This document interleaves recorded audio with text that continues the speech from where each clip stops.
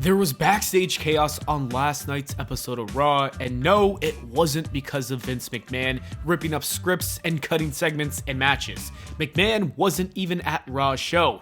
However, he reportedly did make some minor changes to the Raw script, but that's not the point of this. The real issue that led to backstage chaos was a massive travel delay for a majority of the talent. Dave Meltzer has confirmed that a flight from Orlando to Seattle was delayed, and because of that, there were travel issues heading into WWE RAW since a good amount of wrestlers were on that flight. Matt Riddle and Sami Zayn actually arrived at Raw during the third hour, and they even incorporated that into the story by the end of the show when they saved Kevin Owens from the Bloodline. It is worth mentioning that Dave Meltzer reported that the Matt Riddle vs. Miz match was actually canceled for a different reason even before the travel issues arose. My guess is that McMahon booked Riddle to attack the Miz last week while Triple H had no plans of that and instead wanted him to be a part of the Bloodline story. PW Insider reports that numerous sources in WWE relayed the idea that yesterday was an absolute travel day from hell. One WWE source said it affected half the roster, while a different source said it wasn't that bad. PW Insider reported that it affected a good chunk of the show though. According to them, about a third of the show was changed because of this issue. It was said that the creative team was basically putting together a show with the performers that they had available. Last night sounds like an absolute nightmare. Austin Theory was reportedly going to have a segment with Bobby Lashley, but that was changed and Austin Theory wasn't even on Raw last night. Bianca Belair was supposed to wrestle Io Sky according to Worked Wrestling, but that was also changed. Seth Rollins was not featured at the show, and that is odd considering that Becky Lynch was at Raw. You would think that they traveled together. It's possible that WWE just didn't have plans for Seth Rollins on last night's Raw. Despite this unlucky scenario, the WWE still managed to deliver a pretty good show for the fans. It was much better than last week's Raw, and I'll talk about it more later in the video after covering some other news.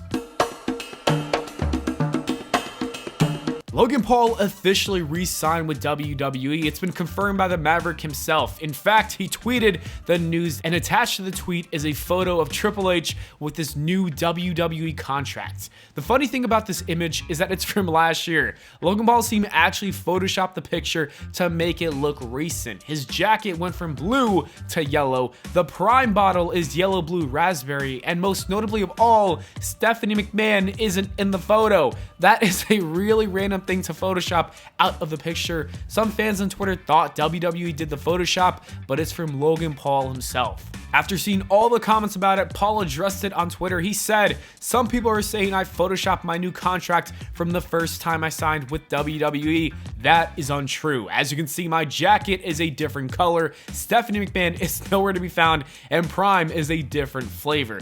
He's clearly trying to make a joke out of this. The real question is though, was this intentionally done to get people talking? Is this great marketing, or did Logan Paul really just think no one would notice? That is for you to decide. Eva Marie could make her potential return to WWE. According to Eva Marie herself, she's in constant talks with WWE. This is what she said to WrestleZone. Of course, the door is always open. I mean, we're in constant talks. When I had originally left, I was filming my first lead action movie, so that door is definitely one of those things that is always open. We haven't seen Eva Marie since 2021. We're not sure if many people even want to see her back, but that is something. That is some news. Would you like to see her return to WWE? Let me know in the comments below. Now let's talk about Raw, because there's a lot to talk about. To kick things off, Rey Mysterio cut a promo about Dominic Mysterio, and he's essentially sick and tired of Dom. He went from not wanting to fight Dom to making it a habit. Rey Mysterio really wants to be Dom's biggest bully. You love to see it. Dom quickly interrupted and completely botched his first line. He said, "Keep your name out of your mouth." Outside of that blunder, the promo was pretty decent. The story is progressing.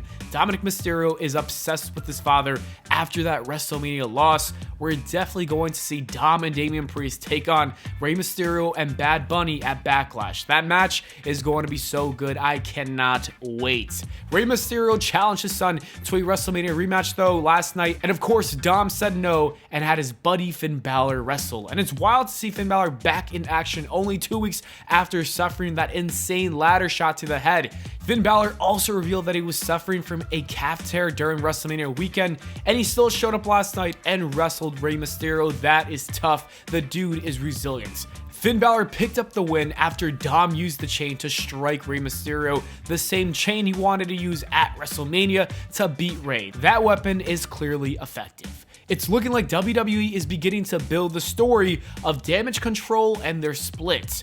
Io Sky and Dakota Kai were unhappy at the fact that Bayley was inserted in the #1 contenders match for Bianca's title. She did eventually give Io Sky that spot, but they are noticing that Bayley is selfish and the cracks are beginning to form.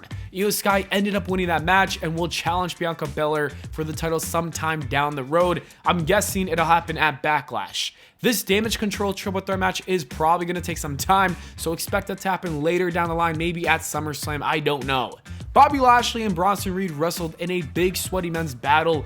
The match was good, but it ended with a double countout and then a brawl afterwards. The WWE is clearly going to continue this feud, which I'm all for. Both men are really good, and I'm actually finally sold on Bronson Reed. I think the dude is very talented and is going to be a star with time. Not anytime soon, but after a year, maybe a couple of years, I could see him becoming a star. It takes a lot of time for the audience to get accustomed to new faces. As for Bobby Lashley, I don't understand him. It felt like he was playing the babyface here, but I feel like he was a heel just a couple weeks ago. This man has become the new Big Show, where he turns every other week.